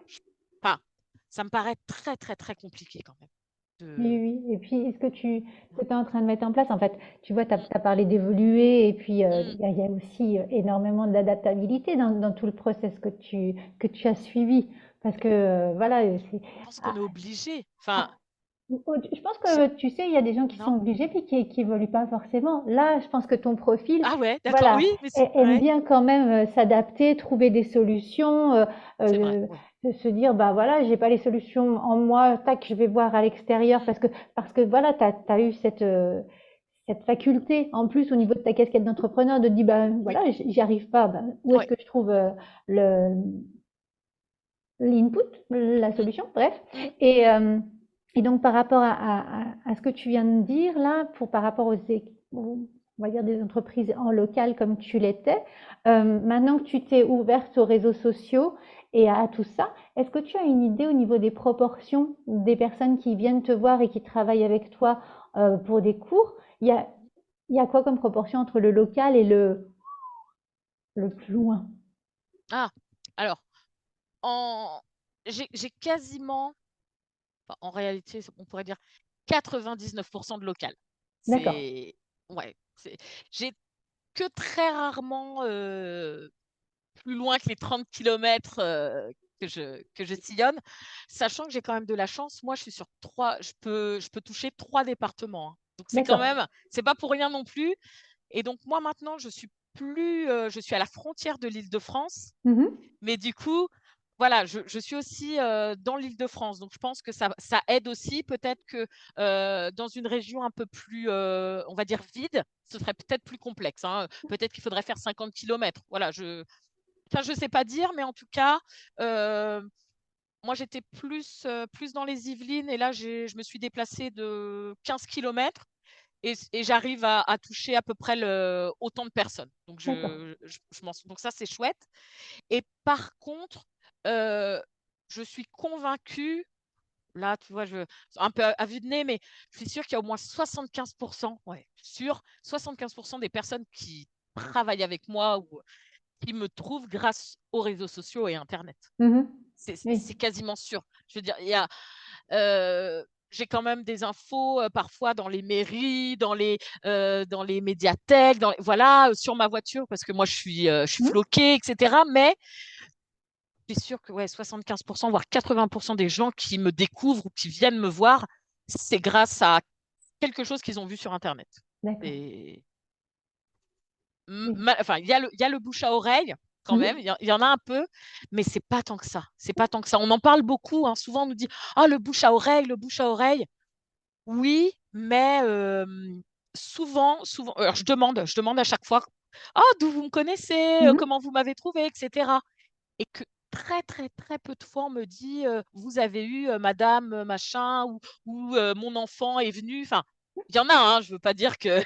Mais la plupart du temps, vraiment, Internet, Internet, Internet. Parce que Mhm. beaucoup de personnes maintenant, bah, quand ils cherchent une info, smartphone, hop, Internet. Ouais. Enfin, faut, faut, faut le faire, enfin, faut le savoir. De toute façon, même si on se dit justement, tu disais, ah, bah, toi, voilà, tu as su évoluer, voilà, il y en a qui veulent pas, mais je crois que même si on veut pas, faut aussi faire avec, bah, faut peut-être voir sa clientèle, Mhm. justement, hein, mais moi, je sais que par exemple, les personnes, oui, un peu plus âgées, alors quand je dis un peu plus âgées, attention, on est sur 70 ans, hein, parce que moi, j'ai des retraités, des jeunes retraités de 60-65 ans qui sont plus sur les réseaux presque que moi. Donc, mais voilà, un peu plus âgés, peut-être. Eux vont encore aller le journal, peut-être, oui, bouche à oreille, Mhm. etc. Mais sinon, je vois, ouais, la grand-mère de ma fille, elle est tout le temps sur les réseaux. Elle dit, oh, j'ai vu ça, ce que tu as publié. Là, j'ai vu telle info près de chez toi. Tu as vu qu'il y avait ça? Mais comment tu as vu ça? Moi, j'ai même pas eu le temps, en fait. Et donc, c'est assez fou. C'est assez fou. Oui, oui, Que... oui. Mais c'est vrai que en fait, quand on voit l'évolution que tu as eue, euh, on sent que, alors je sais pas, c'est peut-être simplement une impression, mais que Oui, tu vas encore continuer à évoluer euh, en suivant bah, les tendances. Et donc par rapport à tout ça, en fait, euh, comment tu, qu'est-ce que tu donnerais comme conseil à quelqu'un qui se lance là, à l'heure actuelle, dans la couture? Vraiment mm, mm. plus classique, mais Oui, voilà. oui, oui, non, mais j'ai par exemple, je connais quelqu'un qui juste, et c'est pour ça que c'est intéressant. Euh, Ça fait quoi? Ça fait 2 ans à peu près qu'elle est lancée. Et justement, elle fait, alors, pardon, je sais plus exactement son terme, mais elle fait des créations qu'elle vend. Donc Mhm. justement, c'est vraiment ça. C'est elle coud, elle va faire des marchés. Elle a justement une boutique en ligne. Enfin, ça c'est pareil, c'est quasiment, je dirais, obligatoire. Maintenant, je crois que quand on veut se lancer comme ça, je pense qu'on va être obligé d'avoir les deux volets. le volet en réel, enfin sur place, trouver peut-être une boutique de vente ou faire des marchés, voilà, par exemple, ou avoir son lieu. Et il faut pouvoir aussi vendre en ligne. Parce que je pense que si on ne fait pas les deux, euh, on se prive vraiment de quelque chose. Et les deux ont leur intérêt, vraiment. Et je trouve que moi, enfin, personnellement, pour faire un peu les deux, je trouve que j'arrive plus facilement à avoir des informations de mes futures clientes ou clientes quand je les ai de visu. Je trouve que c'est plus facile de sentir, de poser des questions, que quand on est en ligne. Je trouve qu'en ligne, souvent, alors bien sûr, ceux qui sont en ligne, hein, ils ont toutes les techniques et c'est ce qu'ils travaillent, hein, mais moi, peut-être aussi parce que je ne suis pas 100% en ligne, je trouve que parfois, on a du mal à avoir les retours, à vraiment avoir les avis, enfin, vraiment avoir les informations de ce que voudraient nos clients. Je trouve que c'est plus complexe. Donc, je trouve que c'est un vrai atout de pouvoir toucher les deux. Moi, je réfléchissais un petit peu à ça et je me disais, ce qui est important et peut-être les choses auxquelles j'ai pas forcément fait très attention, justement, mais parce que je savais pas, euh, je pense qu'il faut s'entourer, mais dès le début. Mm. Dès le début. Alors, il y a beaucoup de choses maintenant, hein. Moi, j'avais été suivie par, justement, au tout début, il y a souvent comment on dit, des gens comme toi, par exemple, des accompagnateurs ou des coachs, ou excuse-moi, je n'utilise peut-être pas le bon terme, mais Si, c'est bien. si, hein, Voilà. on est bien, on est bien là-dessus, donc C'est bien, c'est bien. voilà. Et puis on a des structures, on a par exemple voilà les chambres de métier, les chambres de commerce, enfin voilà, on a beaucoup de choses différentes pour aider à monter une entreprise. Ça, je trouve que on a beaucoup de choix et je dirais moi, allez un peu taper à toutes les portes et Oui, voyez d'accord. parce que je crois qu'on peut, enfin, pas la peine de rester sur un seul accompagnement. Je pense qu'on peut en faire même plusieurs. Ça dépend vraiment de ce qu'on fait. Donc ça, je pense qu'il faut y aller. Mais après, je trouve que quand on est dans la phase où ça y est, on a monté son entreprise, déjà, ça c'est pas. Il y a beaucoup moins de choses. Il y a beaucoup moins de choses. Donc maintenant, de plus en plus, les 2, 3 premières années, ça y est, il y a plein de choses qui se mettent en place là. J'ai vu. Mais moi, maintenant, j'ai passé ce stade-là. Donc Mm. ça, c'est pareil. À mon avis, les 2 premières années, ce que j'ai fait et j'ai trouvé vraiment très bénéfique, euh, c'est aller à des formations, à des ateliers justement spécifiques jeunes entreprises qui nous donnent des guides pour l'entreprise. Ça, vraiment. Et ce que j'ai fait récemment et que j'aurais dû faire avant, moi, j'ai cherché des réseaux. Alors, il y a différents types de réseaux. Je dirais d'entrepreneurs, mais il peut y avoir différentes sortes. Il peut y avoir des réseaux d'entrepreneurs de tout type. Voilà. Il peut y avoir des réseaux d'entrepreneurs déjà bien établis et donc pour vraiment beaucoup évoluer. Mais il y a aussi des réseaux, donc j'ai fait partie de ça, moins maintenant, mais des réseaux spécialement pour les créatifs. Oui, j'allais poser Et la question. Ça voilà, existe, oui.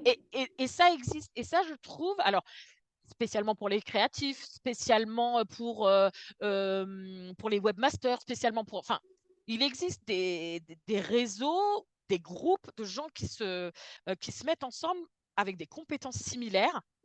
Et je trouve que ça, c'est vraiment bénéfique parce que déjà, on se rend compte que c'est pas parce qu'on fait la même chose, ou en tout cas, qu'on travaille dans le même domaine, parce qu'en Mhm. général, on fait pas tout à fait la même chose, c'est pas pour ça qu'on est concurrent. Et ça, c'est souvent ce qui se passe au début. Et c'est pour ça qu'on veut travailler tout seul. Parce qu'on se dit, ouais, je fais ça, mais parce que si lui me pique mon idée, Oui, c'est vrai. et voilà, hein, il va me piquer mon idée, ou lui, il veut faire comme moi. Donc, eh ben, justement, si vous faites partie d'un réseau commun, au lieu de dire, il va piquer votre idée, ben, peut-être que justement, il va pouvoir vous aider à améliorer votre idée, ou au contraire, vous dites, ah, ce qu'on fait, ça se ressemble quand même. Alors, je dis, il y a pas plus, enfin, un sac, ça ressemble à un autre sac. Hein, d'accord. Après, on change la dimension, la poche est plus grande, la fermeture est plus petite. Enfin, mais un sac, ça reste un sac. Donc, forcément, à un moment, vous verrez quelqu'un qui fait un sac qui ressemble au vôtre. Mais peut-être que si vous préférez les petits formats et que l'autre personne finalement préfère les grands formats, eh ben pourquoi pas passer un accord et dire ça et moi sur l'autre, et puis peut-être faire un partenariat. Et du coup, au lieu de se dire bon, on va se voler des clients, vous les échangez. Je les apporte. voilà, moi je trouve que ça vraiment c'est bénéfique. Après, ce qui est bien aussi, et ce qu'il faut quand on crée, c'est se nourrir. Et ça, on le dit, hein, mais et puis il y a plein de choses, on nous le dit comme ça, peut-être que ça ne vous parlera pas tout de suite, mais notez-le, se nourrir, c'est-à-dire, être un peu curieux, chercher de l'inspiration. Et alors ça peut être vraiment très, on se dit: «Ah bah, on fait de la couture, donc je vais aller voir des expos, de mode», par exemple, parce qu'on fait de donc oui, là, on est purement couture, mais allons-y. Ou des expositions, justement de création sur l'art du fil.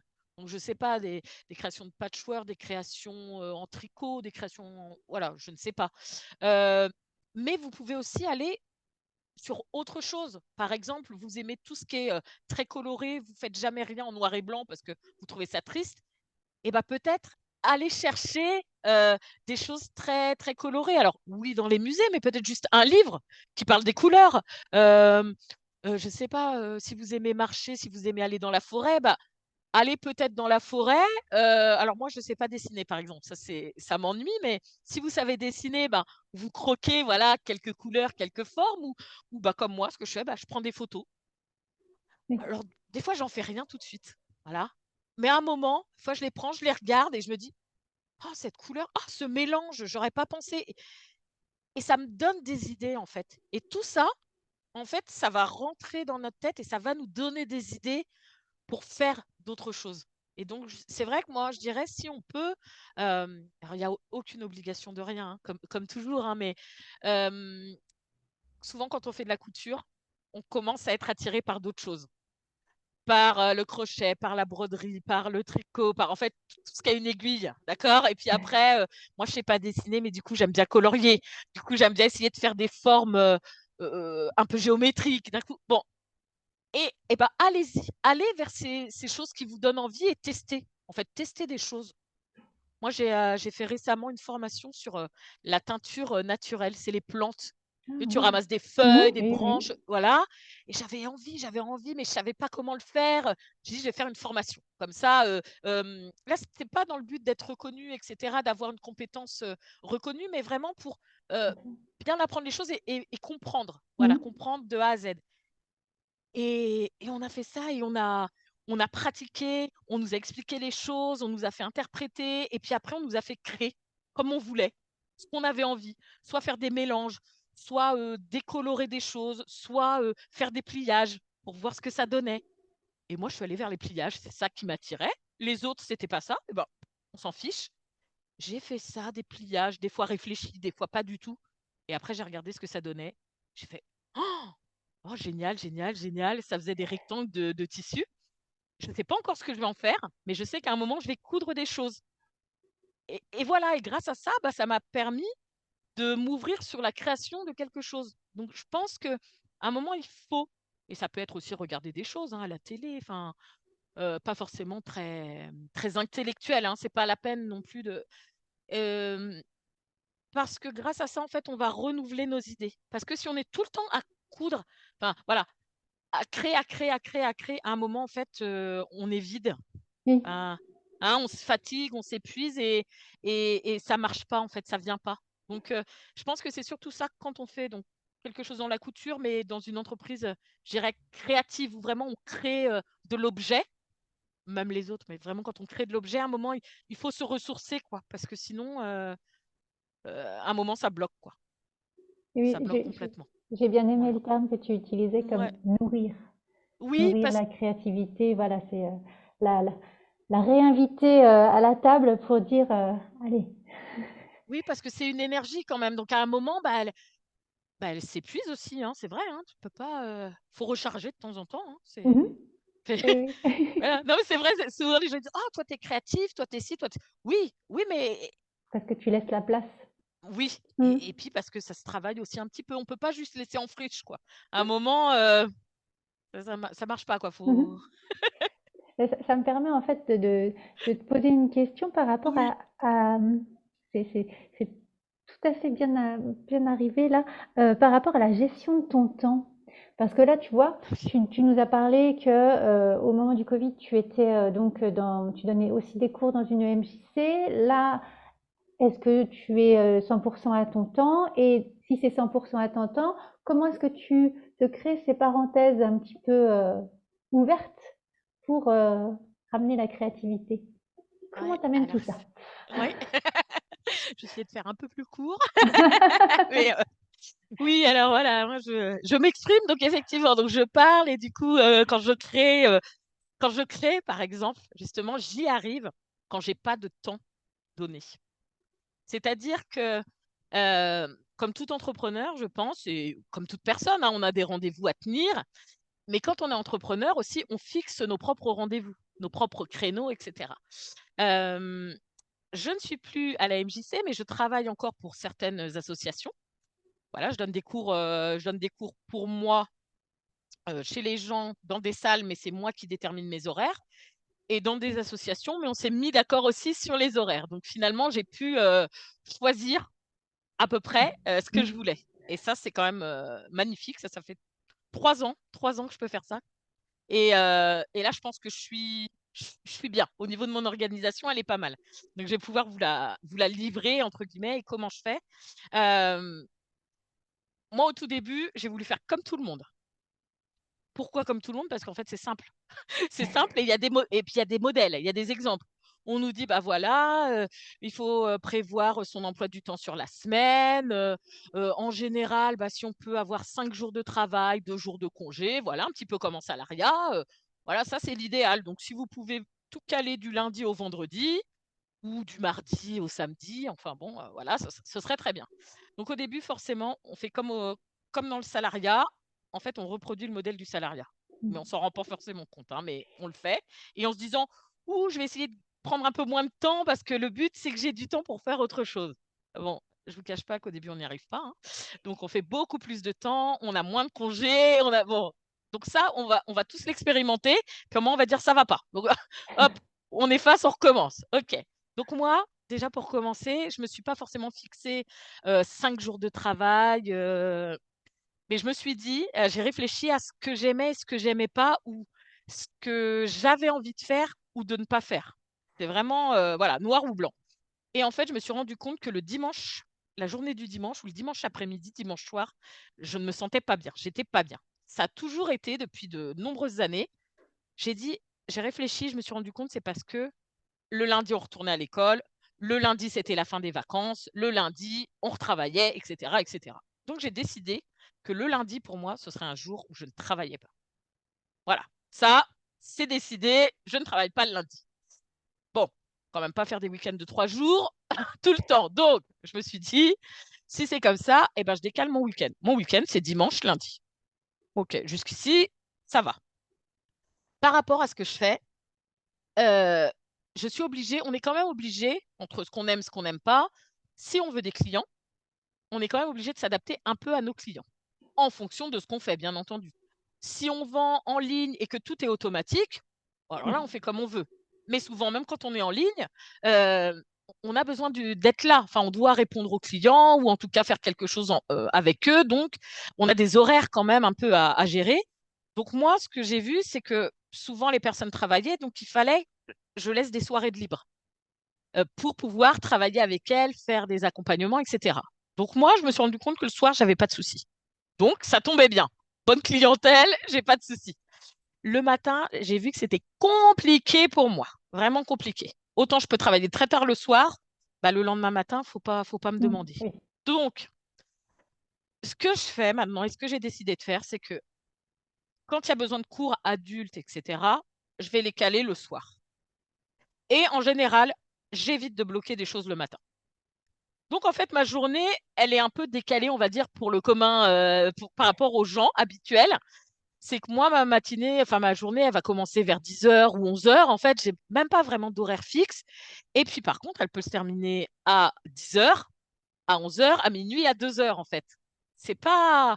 Parce que c'est là que je me sens le plus en forme. Donc après, il y a ça aussi. Il y a ce que je veux pas, consciemment. Et puis, et en réalité, à quel moment on se sent bien ou à quel moment on se sent un peu fatigué, à quel moment... Voilà. Donc, j'ai regardé un petit peu tout ça. Et puis après, bah, on vit seul ou pas. Parce qu'il y a ça aussi, parce que c'est super de faire voilà, son emploi du temps aussi comme on veut. Mais à un moment, moi, par exemple, je travaillais le samedi toute la journée, le mercredi parce que c'est la journée des enfants, donc si je veux des cours avec les enfants, c'est le mercredi. Et du coup, bah, j'enchaînais, donc je faisais toute la journée. Je travaillais pas le lundi, donc le mardi soir, plus le donc j'étais aucun soir chez moi. Enfin, à part si quand même, le samedi soir, le dimanche soir et le lundi, OK, donc trois fois. Le mercredi, je voyais pas ma fille, parce que j'ai une fille. Le soir pour l'école, bah, je la voyais pas parce que je partais pour donner des cours. Là, j'ai dit: «Bah, ça marche pas non plus». Donc il a fallu équilibrer et je me suis dit: «Bah, finalement, on retrouve les enfants aussi le week-end, bah, ce sera pas le mercredi. Je vais pas travailler le mercredi, par exemple, l'après-midi, mais le samedi, si». Et en gros, c'est bloqué comme ça. Et puis moi, après, je me dis aussi, je suis pas, contre un changement d'emploi du temps. Voilà, si à un moment, il y a quelqu'un qui me dit: «Bah, je suis disponible, mais seulement le mardi matin», Oui, bon, et si ça m'intéresse, bah, voilà, je modifie. Par contre, je fais attention, bah, de pas bosser trop tard, la veille ou le soir même, bah, de peut-être alterner, enfin, voilà. Donc moi, je fais comme ça et puis là, avec les années, que j'avais, 150 ans oui, au moins, et au moins. donc avec les années, je me suis rendu compte, moi, j'avais, bon, j'ai des petits soucis de santé, voilà, qui sont arrivés. Bon, on peut pas le choix et du coup, bah, travailler 5 jours à suivre, 35 heures ou 40 ou en fait, je peux pas. Mmh. Voilà, physiquement, c'est pas possible. Donc ça, c'est pareil, c'est compliqué. Compliqué de l'accepter, mais une fois que voilà. Donc ça veut dire que il faut aussi que je mette ça dans mon emploi du temps. Donc, je suis capable de faire une journée vraiment chargée, mais par contre, il faudra que je me dise: «Ah, le lendemain, attention, là, tu Tu mets mets pas des de rendez-vous, tu fais du light» et justement, comme j'ai pas de rendez-vous et que j'ai pas d'horaire, allons-y pour créer. mmh. Parce que là, c'est cool et du coup, moi, je profite parce que j'ai besoin alors ça dépend aussi, mais moi, j'ai besoin de pas avoir de blocage de temps. C'est-à-dire que, si je sais qu'à 13 heures j'ai un rendez-vous et que, du coup, je me lève à 10 heures, 13 heures, bah, tu peux créer de 10 à 13. Non, non, parce que déjà tu pars à 12h30. Ouais, OK. 10 heures, ouais, mais là tu te prépares. Bon, il te reste 2 heures. Voilà, ça y est. Eh ben 2 heures, non, ça y est. Eh ben je m'y mets pas. Voilà. Il y a des gens qui sont capables de se dire, ça fonctionne beaucoup, les blocs de temps, Mmh. blocs de temps de 2 heures, blocs de temps, machin et de se mettre une tâche. Moi, ça fonctionne pas. J'ai essayé, hein, c'est pas pour dire qu'il faut pas, je pense qu'il y a plein de techniques. Surtout essayez, mais allez vers déjà ce qui vous attire. Mais il y a des choses, ben, ça fonctionnera pas pour vous et c'est pas grave en fait. Parce que moi j'ai essayé ces blocs de temps, j'ai essayé, chronométrer tout mon temps, me dire, bah, je suis créative le matin et puis, pas le soir. Mais en fait, c'est pareil. Je peux pas faire la même chose. Voilà, je m'ennuie très facilement, donc je peux pas faire la même chose tous les matins ou tous les mardis. Donc il faut aussi jouer avec ça. Donc en général, voilà, créativité quand j'ai du temps et quand, c'est un moment, de pause. En fait, créer dans la précipitation, en fait, Oui, tu court-circuites en fait, bah, oui, alors, on vous dira des fois on n'a pas le choix et il faut le faire. Donc moi aussi, des fois, je dois le faire, mais finalement, ce qui sort au bout de 3 heures et ben et ben, c'est ce que j'aurais fait en une demi heure un jour où c'était le bon moment, quoi. mmh. Et et parfois, c'est même pas bon, c'est bien, mais on aurait pu faire mieux. Donc je pense si on peut, essayer de se trouver des moments, voilà, un peu par-ci, par-là, mais il faut se créer de l'espace, quoi. Il faut quand même se créer de l'espace dans la semaine parce que sinon, si on bloque tous nos rendez-vous et qu'on se rend compte à 10:moins 10, «Ah, j'ai fait tout ce que j'avais à faire. Ah bah, maintenant je peux créer». Ah ouais, enfin, ça marchera pas, quoi, parce que, «Ah bah, j'ai oublié de manger. Ah bah, je me réveille demain à 6 heures. Ah bah, non». Donc ça voilà. Donc Mmh mh. ça, je l'ai vu et il y aurait juste moi une autre, la créativité aussi, vous verrez que si vous montez une entreprise dans le but de vendre vos créations ou de créer et d'en vivre, vous risquez de perdre un peu de cette créativité, de cet entrain et ça, moi, je l'avais pas prévu non plus. Parce que faites un métier, heu qu'est-ce qu'on dit? Oui, c'est, si vous faites ce que vous aimez, vous vous ennuierez jamais ou non, ou votre métier, enfin, vous ferez toute votre vie le même métier. Voilà, pardon, je mélange un peu. Mais l'idée, c'était, oui, travailler avec quelque chose que vous aimez, ça va être facile, ça va être. Alors oui, c'est plus facile, c'est vrai. Mais parfois, j'ai l'impression que, en fait, je pourrais créer plus que ça. Et comme j'ai d'autres contraintes, comme je me dis, hé, tu devrais pas travailler pour tes clients plutôt que de travailler pour toi ou de. Voilà, ça me coupe des fois un peu l'envie. Donc, il faut faire attention à ça, quoi. Se ménager un peu du temps pour soi. Oui. En fait, j'ai retenu ce que tu disais, c'était Mm. se laisser de la liberté, se laisser de l'espace quand tu es créatif, de façon à Ah ne bah, pas contraindre la créativité en disant tu vas sortir maintenant et oui, voilà.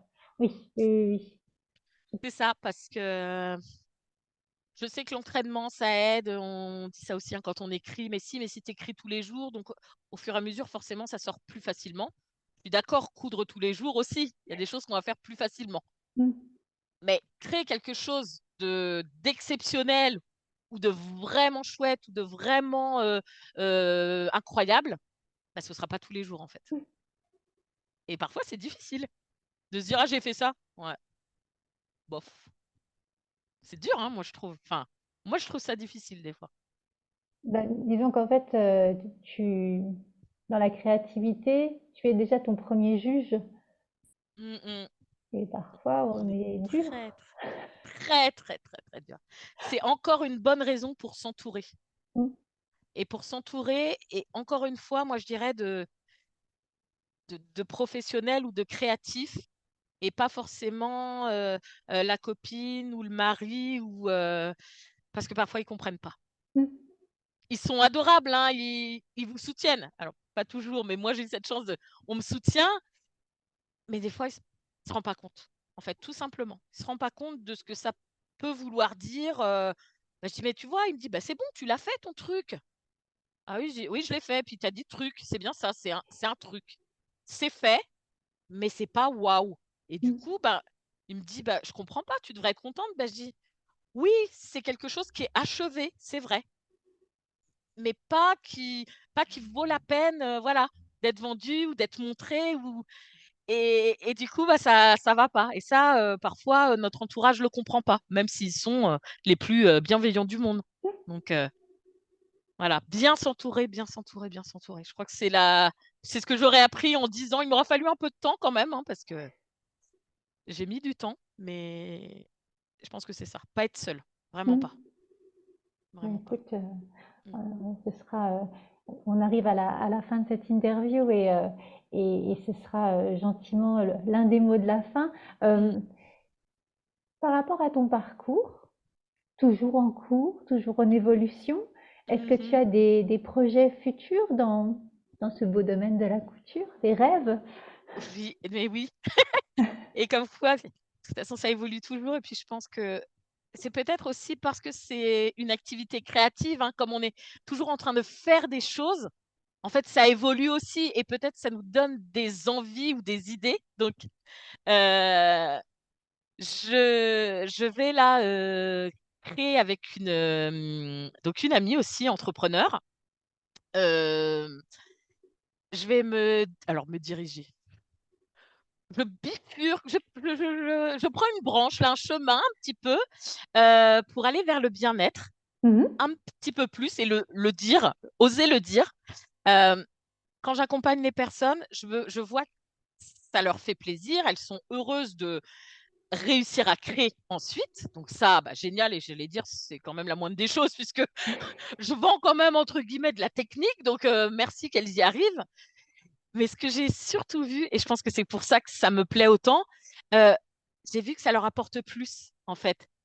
Elles sont heureuses, elles se sentent confiantes, elles se sentent capables, donc oui, de réaliser la création qu'elles ont voulu, mais là. d'aller un peu plus loin, d'oser chercher autre chose, voilà. Et je me suis dit, il faut que j'arrive à mieux le dire et j'ai envie d'apporter beaucoup justement voilà de bien-être, de confiance. Et donc avec une amie, on est en train de préparer là des journées bien-être. Alors on appelle des journées bien-être et créatives où l'idée, c'est qu'on va mêler nos talents et, euh, et il y aura en groupe un peu de massage, il y aura de la méditation, il y aura de la réflexion ensemble. Et nous, on veut créer quelque chose sur toute la journée.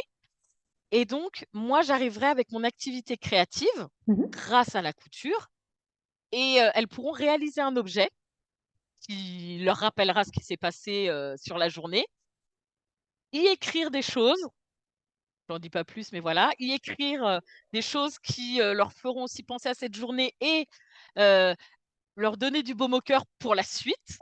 Et du coup, elles repartiront avec tout ce qu'elles ont vécu, ressenti et un souvenir qu'elles auront fait de leurs mains. Voilà. Donc ça, c'est une des grosses nouveautés qui va arriver. Et Ah, donc, joli, joli. on part dans cette idée de, voilà, d'apporter un peu plus que de la couture. Voilà. Une compétence, mais plein de belles choses en plus. En effet, en effet. Voilà. Et tu as dit que tu étais donc à côté des Yvelines ou dans les Yvelines? Alors, du coup, je suis juste à la limite. Maintenant, je suis en Eure-et-Loire, mais Mhm. je suis donc alors, Aunoblerie Saint-Symphorien, très très long. En fait, je suis à 15 minutes de Rambouillet et 15 D'accord. minutes de Chartres, Ok, voilà, qui est la préfecture de l'Eure-et-Loire. Donc, on est vraiment ok, tout d'accord. proche. Voilà. Et donc, si des personnes souhaitent te contacter, elles font comment? Alors, elles peuvent aller sur mon site internet. Mhm. Du coup, donc, je pense que le notre mais c'est lafelili.fr. Ok, Voilà. Ou sinon, bah, allez me voir sur les réseaux. Parce que je suis partout, bien sûr. Hein, Instagram, Facebook, etc. Je suis même allée me frotter à TikTok. Alors, attention. dis donc. Comme quoi, il faut essayer. Non, mais il faut essayer. On ne sait jamais. Hein, donc, voilà. Et LinkedIn, c'est vrai. Ah Suis-je bah oui, bête? oui, tout Non, à mais je fait. l'oublie souvent. Je l'oublie souvent. Et C'est comme ça qu'on oui. s'est connus, donc Mais oui, oui, oui, c'est tout pour à ça. fait. Voilà, j'y repense et je me dis, oui, mais oui. Voilà, donc il y a. Et de toute façon, il y a moyen de me retrouver si on me cherche. Il y a pas de souci. Eh Et je ben vous super, accueillerai avec grand plaisir, en tout cas. très bien. Bah écoute, merci beaucoup. J'ai juste une dernière question parce que je me rends compte qu'en fait on n'en a pas parlé. Ah, Là, oui. c'est Lily. Pourquoi? Ça vient d'où? Euh, Au départ, parce que j'aime justement la magie, les contes de fées, etc. Donc tout ça me plaisait. Donc la fée, ce personnage me plaisait beaucoup. Et puis je me suis dit, mais en plus, je vais apporter de la joie, je vais apporter un peu de magie avec ce que je veux faire. Donc ça, c'était au tout début quand je l'ai créé. Et en évoluant, je l'ai gardé parce que je trouve qu'il est toujours valable. Il vaut toujours la peine. Euh, et la fée Lily, en fait, par rapport à ma fille, quand elle était tout bébé, elle parlait et elle regardait mon nombril et elle disait «Oh, le Lily, le Lily». Je sais pas pourquoi elle l'appelait comme ça, mais enfin voilà. Et je me suis dit «Oh, et ben comme ça pourrait me faire penser à ma fille». Et donc, bah, j'en ai fait mon nom. Voilà. Ah bah En super. collant la fée et Lily. Mhm. Eh ben écoute, Voilà. voilà, on sait tout maintenant. Oui, ça y est. Vous n'en saurez pas plus. Top. Eh bien si, bah, dernière question et promis après Ah, je te ça laisse. marche. Quelle est la phrase qui te garde motivée au quotidien? Ah, c'est une bonne question. Bonne question. Il y en aurait plusieurs. Euh, Moi, je dirais quand on veut, on peut. Mhm. Et qui pourrait se résumer pour les plus fun par cap ou pas cap. Ah oui. Ouais, non, mais vraiment, vraiment, parce que je pense qu'on est toutes et tous capables enfin, dans certaines limites, mais en tout cas, si on a envie, on peut y aller. On peut y aller et il faut pas s'empêcher de faire les choses parce qu'on nous aurait dit que, parce qu'on a entendu que, parce que, voilà. Essayez, on ne sait jamais, ça pourrait marcher. C'est peut-être même celle-ci. Essayez.